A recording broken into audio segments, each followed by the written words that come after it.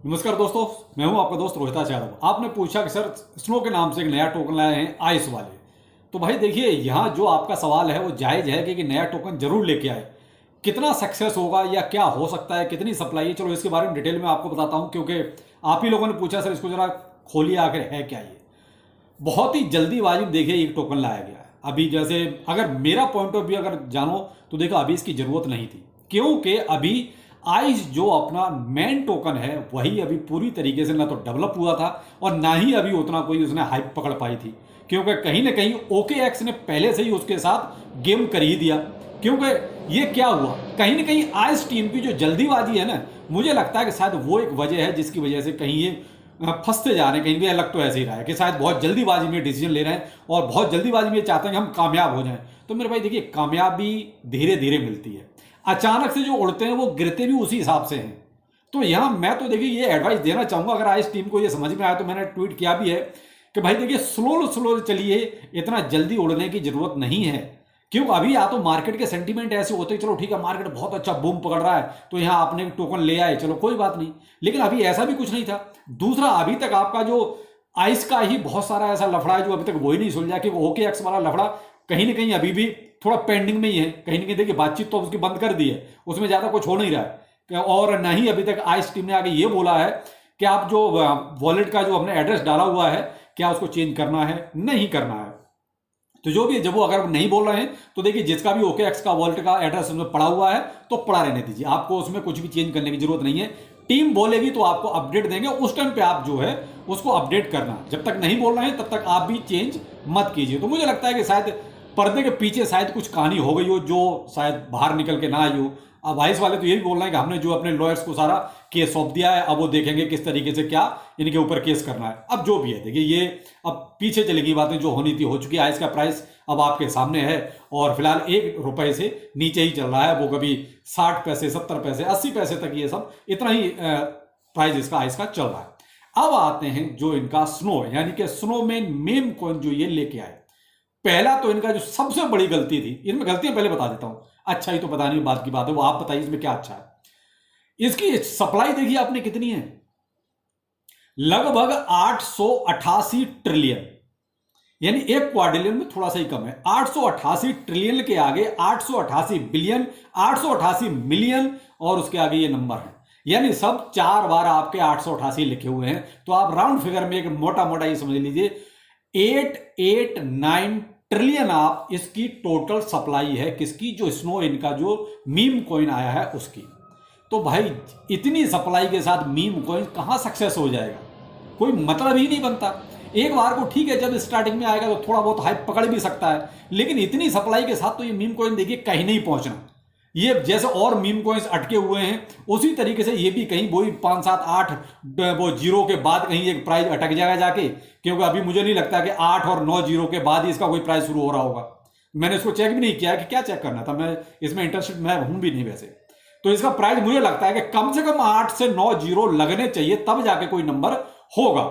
आप लोग चेक करके बताइए कि इसका करंट में प्राइस चल क्या रहा है। ठीक है, एक मेरा अनुमान है कि इसमें कम से कम 8 जीरो तो लगने ही चाहिए, कम से कम की बात कर रहा हूं मैं, ज्यादा भी हो सकते हैं।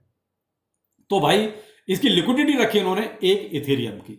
अब इसका साहब ये हाल है इसकी सप्लाई और लिक्विडिटी का। अभी बहुत ज्यादा डिटेल इसकी नहीं, जो डिटेल इन्होंने प्रोवाइड कराई है मैं उसी आधार पे बोल रहा हूं। अब इन्होंने बोला है कि साहब इसको हम यूनिसेफ पर, वो भी इथेरियम के कॉन्ट्रैक्ट एड्रेस पे इसको लेके आ रहे हैं। दूसरी गलती यहां इन्होंने ये कर दी, इथेरियम की ऑलरेडी फीस इतनी ज्यादा है कि इसको वैसे जो खरीदना चाहेगा वो भी नहीं खरीदेगा। इनको अगर लेके ही आना था तो अपना BNB चेन पर लाना चाहिए, पॉलीगॉन पे लाना चाहिए, और जितनी सारी चेन है उन पे कहीं लेके आ जाते तो मे बी गैस फीस कम होने की वजह से लोग इसको थोड़ा बहुत बाय कर भी लेते। लेकिन इथेरियम की तो गैस फीस ही इतनी ज्यादा है कि जो चाहेगा भी वो भी नहीं खरीदेगा। तो ये कुछ इनके ड्रॉबैक रहे इस टोकन के, और कहीं ना कहीं इनका शायद एक आपने एक चीज नोटिस करी, कहीं इथेरियम जो मोह है ना इनका, इथेरियम से जो लगाव है वो देखिए आइस में भी था। इन्होंने स्टार्टिंग में आइस में भी इथेरियम का ही कॉन्टैक्ट एड्रेस मांगा था, लेकिन बाद में OKX के साथ इनकी जो कुछ साठगांठ हुई उसमें फिर इन्होंने चेंज कर दिया कि ठीक है BNB का जो है कर देते हैं। लेकिन फिर से इन्होंने एक इथेरियम का उस पर भी जो है लिक्विडिटी अलग से प्रोवाइड करा दी, यानी इथेरियम पे यूनिसेफ पर ये अलग से आइस को भी लेके आ गए। यानी वो कहते हैं कि इथेरियम का मोह इनका कहीं ना कहीं मुझे समझ आता है, इथेरियम को ये नहीं छोड़ पा रहे और इस टोकन को भी ये इथेरियम के कॉन्टैक्ट एड्रेस पर ही लेके आ गए। तो ये कहीं ना कहीं मुझे लगता है कि कुछ इथेरियम की, या तो भाई अब कह नहीं सकते इनकी इथेरियम के साथ भी कोई कुछ साठगांठ चल रही है या कोई बातचीत ऐसी कुछ हो चुकी है, नहीं कह सकते, अभी वो चीज़ बाहर निकल के नहीं आई है। तो मैंने आपको इसके बारे में बहुत क्लियर कट समझा दिया जो आइस स्नोमैन में है।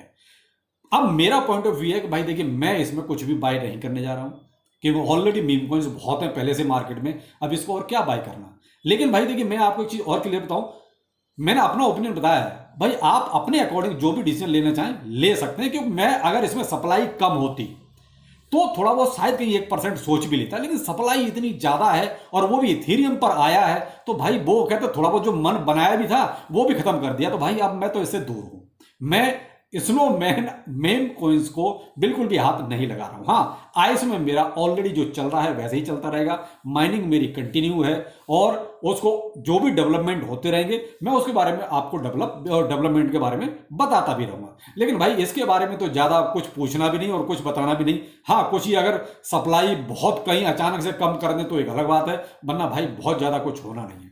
तो आप क्या सोचते हो इनके इस टोकन के बारे में कमेंट सेक्शन में जरूर बताइए। और आपके लिए जरूर सोचना, देखिए मैं 2-3 दिन के लिए अभी बनारस में हूं, यानी कि वही वाराणसी में होंगे।